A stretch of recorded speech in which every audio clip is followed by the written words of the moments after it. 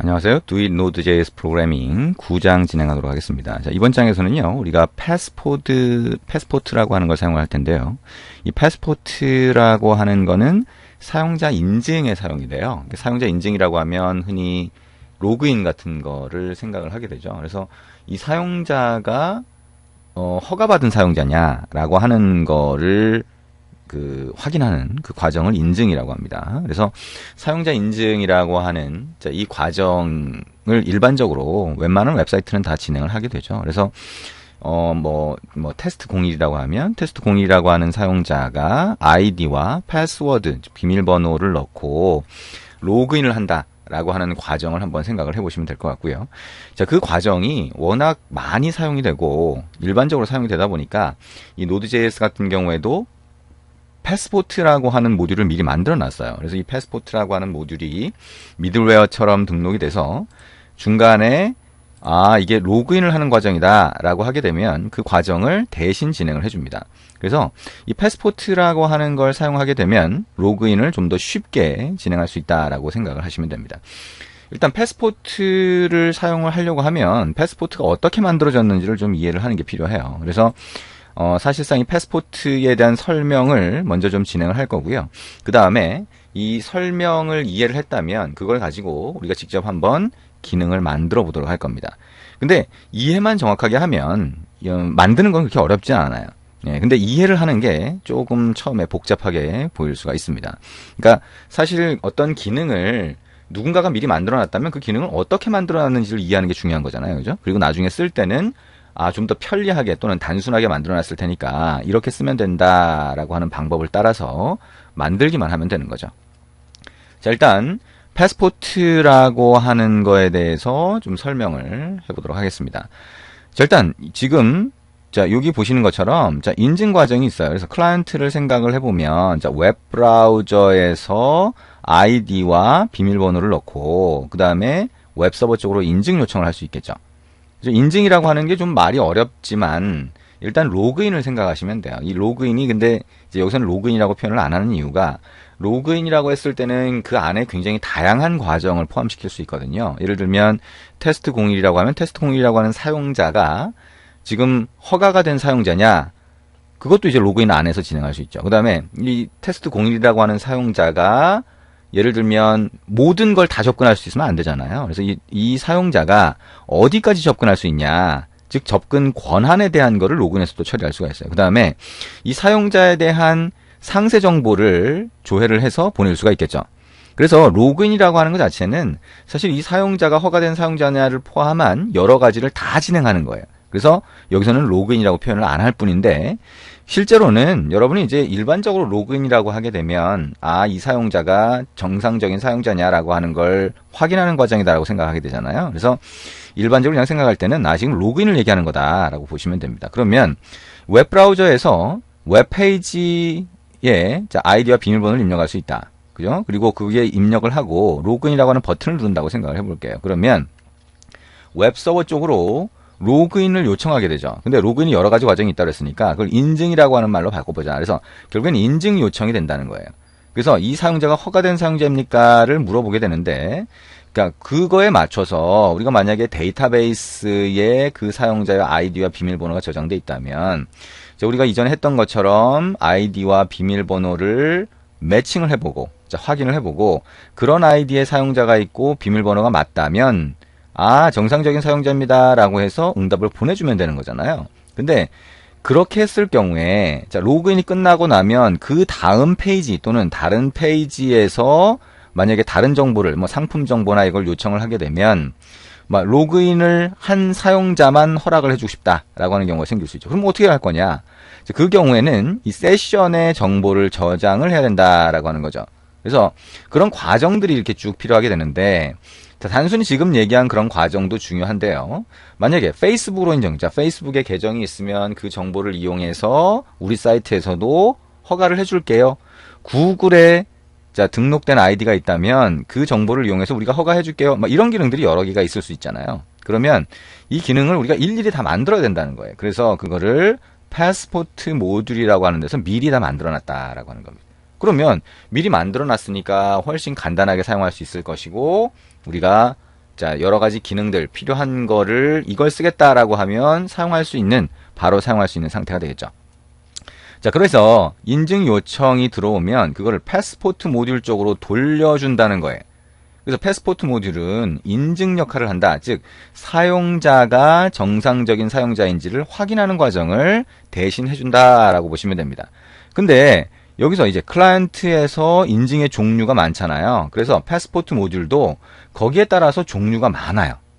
근데 이 종류에 따라서 모듈을 다 각각 만들면 그때마다 모듈을 다 다른 걸 써야 되잖아요. 그래서 모듈은 패스포트 모듈을 쓴다라고 하고 그 모듈 안에서 인증 방식, 그거를 스트래티지라고 하는 걸 만들어 놨어요. 그래서 데이터베이스에 우리가 직접 저장한 아이디와 비밀번호를 비교해서 우리가 이 사람이 허가된 사용자인지를 확인하겠다라고 하면 로컬 스트래티지. 그 다음에 페이스북을 연동해서 페이스북에 등록된 사용자이면 허가해주겠다. 이게 페이스북 스트래티지. 구글이라고 하면 구글 스트래티지. 이런 식으로 나눠져 있다는 거예요. 자, 그 중에 가장 기본적인 게 로컬 스트래티지라고 하는 거죠. 자, 어쨌든 여기 스트래티지, 자, 인증 방식이라고 하면, 자, 좀 헷갈릴 수 있어요. 자, 인증 방식이 다른 식으로 얘기가 될 경우가 있거든요. 그래서 우리는 여기서 이거를 스트래티지라고 부르는 게 좀 더 명확합니다. 그래서 자, 패스포트 모듈이라고 하는 거는 다양한 스트래티지를 갖고 있다. 이 스트래티지라고 하는 거는 어떻게 사용자를 확인할지를 결정하는 그 기능을 가지고 있다라고 보시면 됩니다. 처음부터 조금 복잡해 보이나요? 네. 자, 패스포트 모듈이 자, 이렇게 구성되어 있다라고 하는 걸 먼저 볼게요. 자, 그 다음에 넘어가면, 자, 사용자가 웹브라우저에서 로그인 버튼을 눌렀을 때 인증 요청을 한다. 우리가 로그인 요청을 하든 인증 요청을 하든, 자, 그렇게 된다라고 했을 때, 실제로는 웹서버에서 먼저 라우팅 함수 쪽으로 받아야 되겠죠. 그래서 코드를 보면 이런 형태가 된다는 거예요. 자, 여기에 자, 라우터가 있으면 라우터에 라우트 함수를 호출하면서 요청 패스를 넣어줬죠. 자, 슬래시 로그인이라고 하는 요청 패스로 들어왔다. 또는 슬래시, 자, 우리가 인증이라고 하면 authenticate뭐 이렇게 얘기를 한다면, 자, 슬래시 authenticate라고 하는 요청 패스로 들어왔다라고 한다면, 포스트 방식으로 들어오는 경우에 이 소괄호 안에 있는 자, 라우팅 함수를 실행해달라라고 보통 등록을 하잖아요. 근데 그 라우팅 함수를 우리가 직접 만드는 게 아니라 패스포트라는 모듈이 있다면 passport.authenticate라고 하는 함수를 실행해서 그 함수에서 결국엔 return하는 함수를 라우팅 함수로 등록을 하는 형태가 되겠죠. 그죠? 여기서 함수를 호출하게 되니까. 자, 그래서 passport. 여기 안에 authenticate라고 하는 걸 넣을 수 있다는 거예요. 그래서 패스포트라고 하는 모듈에서 사용자 인증을 해주세요라고 하는 함수가 authenticate다라고 보시면 됩니다.